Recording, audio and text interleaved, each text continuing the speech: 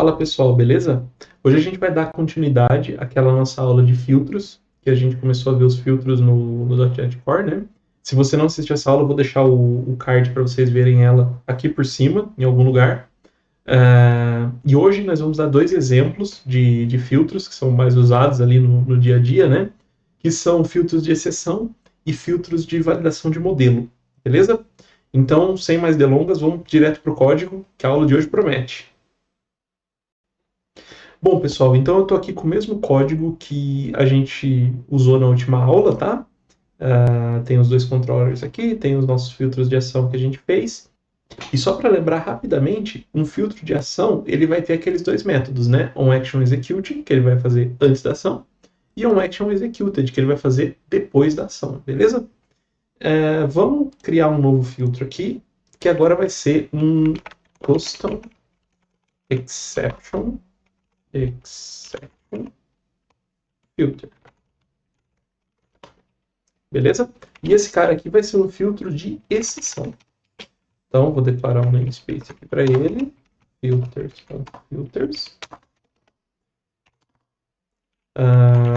Vai seguir a mesma lógica. Public class custom exception filter.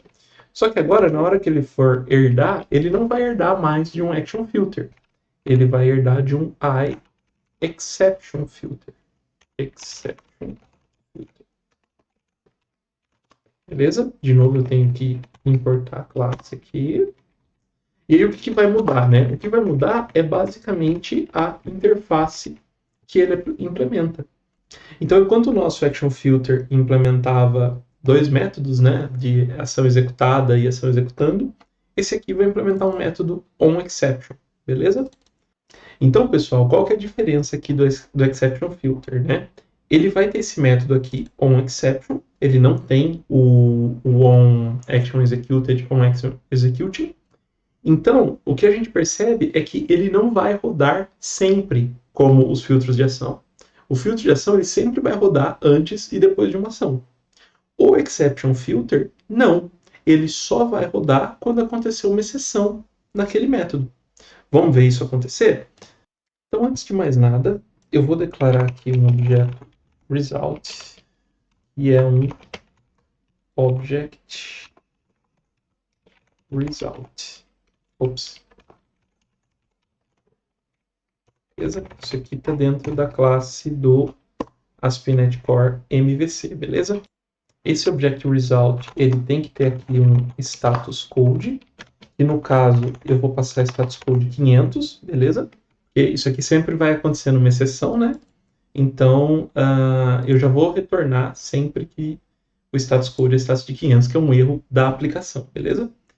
E aqui, como argumento desse Object Result, ele pede um objeto. Eu vou passar um objeto que é um erro, e da onde que eu vou tirar esse erro, né?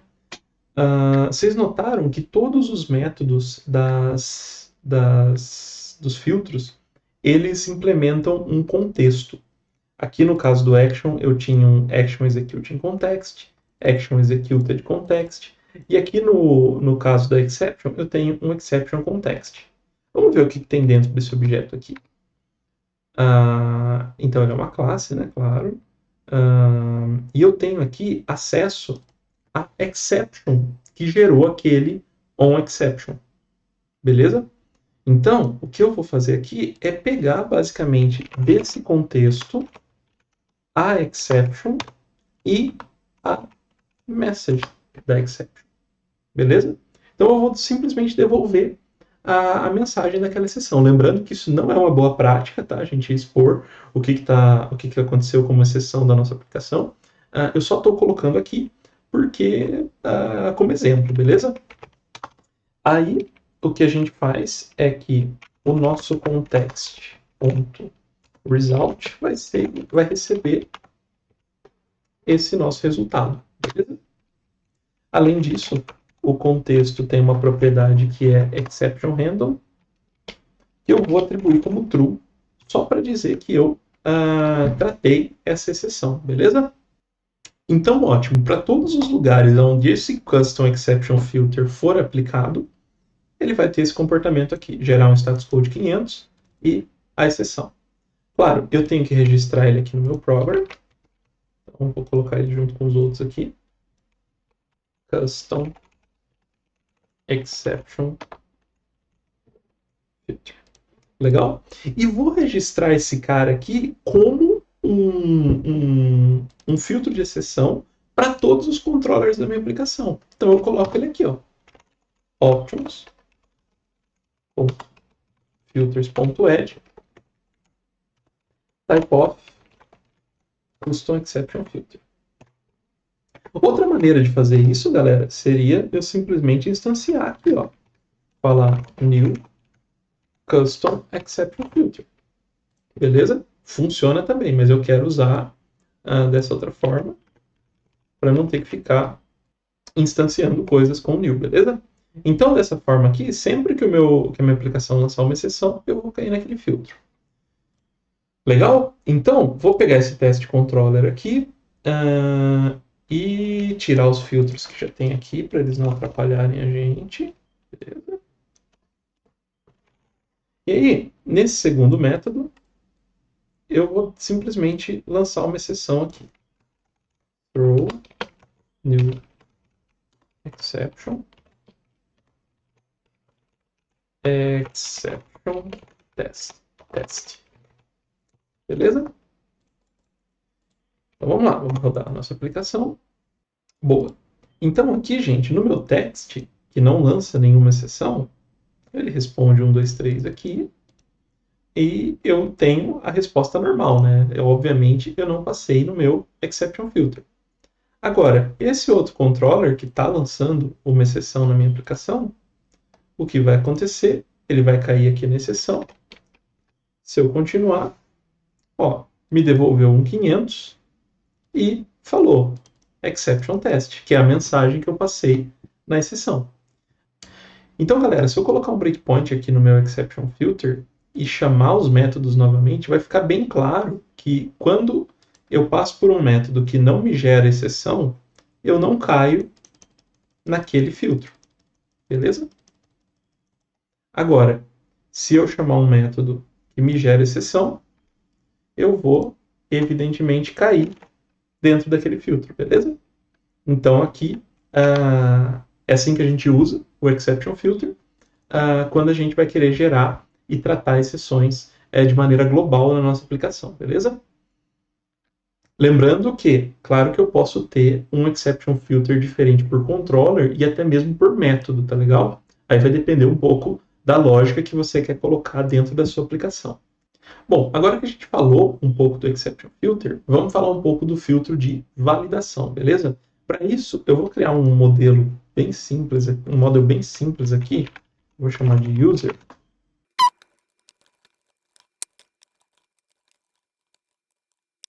Então, pessoal, eu fiz aqui uma classe bem simples para a gente trabalhar. Eu tenho um usuário que tem nome, e-mail e idade.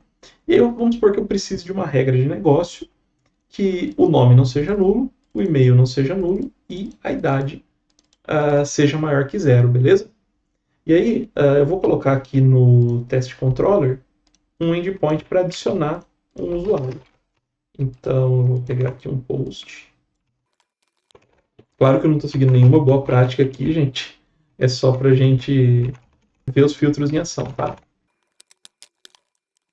Então, beleza. Como é que a gente pode validar esse usuário? Uma das maneiras, tem várias maneiras de a gente fazer isso.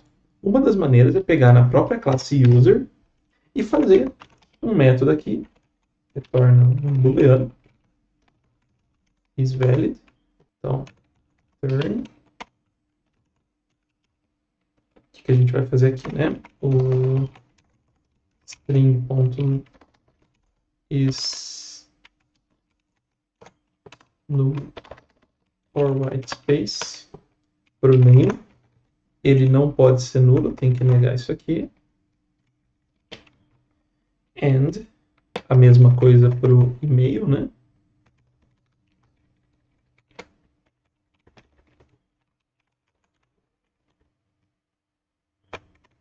Só dar uma quebra de linha aqui para ficar mais visível para a gente. E a idade tem que ser maior que 0. Então, existem 200 maneiras de fazer validação, tá? Até com data annotations e tal, mas eu estou fazendo uma das mais simples aqui, que só vai retornar um booleano, beleza? Só para a gente exemplificar como é que a gente coloca essa validação dentro de um filtro, e mais importante, né? Por que é importante essa validação estar dentro de um filtro? Então, uma das maneiras de eu validar isso, como eu falei, é simplesmente eu vir aqui, aí, var isValid é igual user.isValid. E aí eu continuo a minha lógica. E aí, entre esses pontos aqui, né, gente, eu faço qualquer trecho de código com regras de negócio. Beleza? Por que isso não é uma boa maneira da gente validar? Porque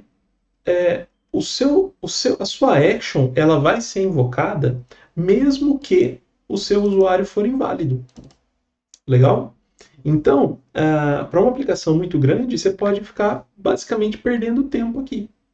E aqui é um lugar onde um filtro de ação ele é muito bem-vindo. Porque eu poderia colocar aqui um filtro de validação. É um filtro de ação, na verdade, né? Um action filter específico para esse model. Beleza?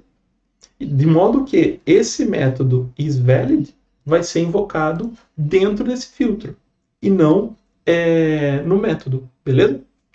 Para isso, o que eu faço? Eu vou chamar aqui de validation filter, beleza?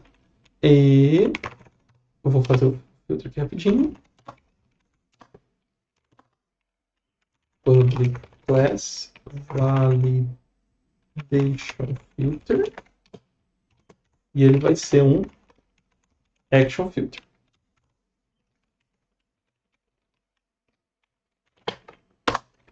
Beleza? Use e implementa a interface. Aqui, o que é... Vou mudar a ordem.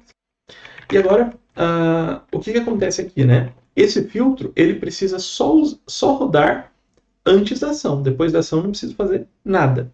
Então, simplesmente eu posso deixar esse método aqui vazio. Beleza? Não preciso implementar nada para rodar depois da ação. E agora, antes da ação, eu vou fazer aqui a minha validação de usuário.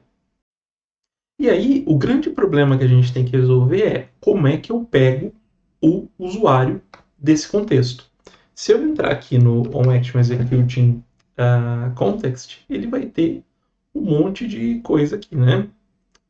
Ele tem esse dicionário de argumentos. E é daqui que vai vir o nosso user, beleza?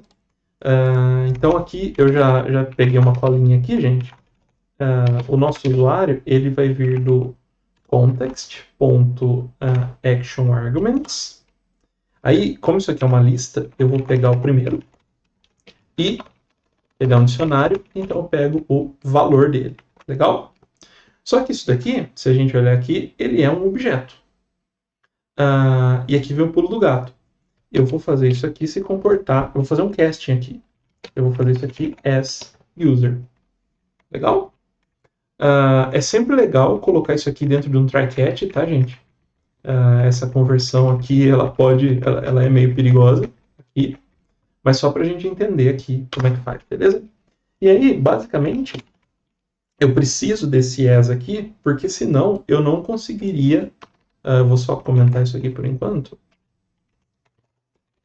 eu não conseguiria usar o user.isValid, beleza? Eu não conseguiria.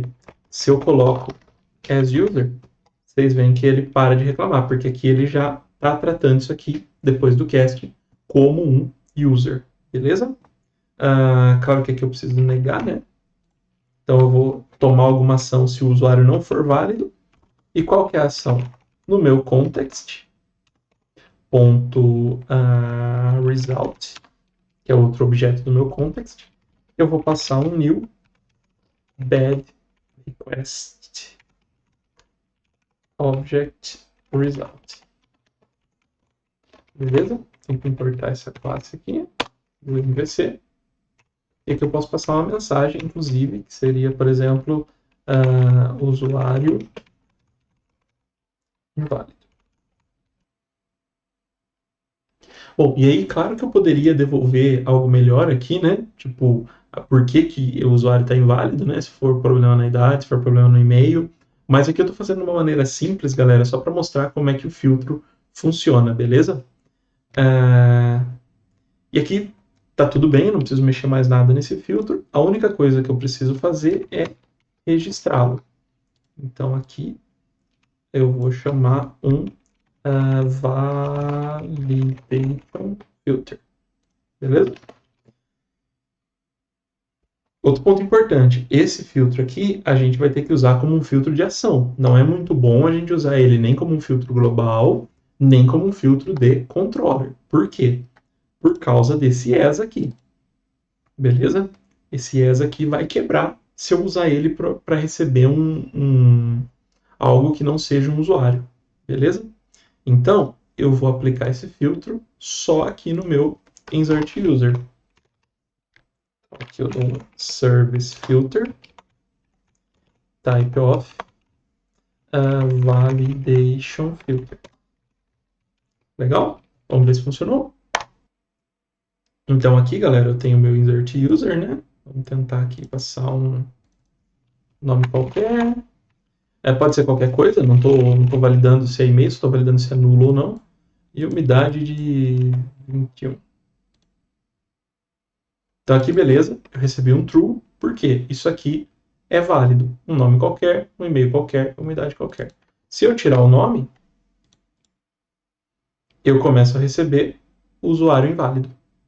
Legal? Por quê? Eu caí naquele método, nesse cara aqui do validation filter, e ele não passou nessa validação aqui. Quando ele não passa nessa validação, ele me retorna um bad request, beleza? Então, se eu colocar um breakpoint aqui, vocês vão ver que quando eu mando um usuário válido, eu não caio naquele breakpoint.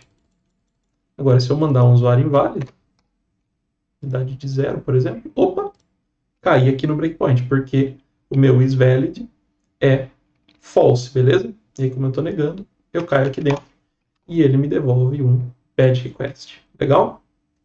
Então, pessoal, hoje a gente viu, né, como usar os filtros de exceção e de validação das nossas aplicações, né?